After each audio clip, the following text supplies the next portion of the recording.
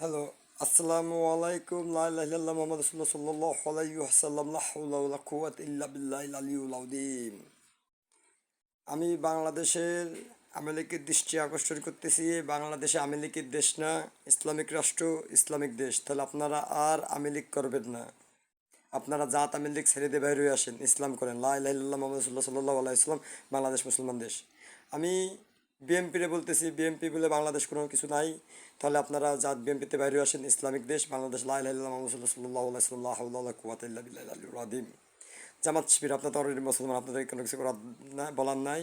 তাহলে আপনারা জামাত শিবির আর করেন না। আপনারা ইসলামিক দেশ, ইসলাম করেন। লা ইলাহা ইল্লাল্লাহ মুহাম্মাদুর রাসূলুল্লাহ সাল্লাল্লাহু আলাইহি ওয়াসাল্লাম। লা হাওলা ওয়ালা কুওয়াতা ইল্লা বিল্লাহিল আলিয়্যিল আযীম। আপনাদেরকে শেখানোরও কিছু নাই। হ্যাঁ, আপনাদের সংগঠনের নাম দেবেন এখন ইসলাম, জামাত শিবির ইসলাম, বিএমপি ইসলাম, আওয়ামী লীগ ইসলাম। ইনশাল্লাহ। রাখি। আল্লাহ।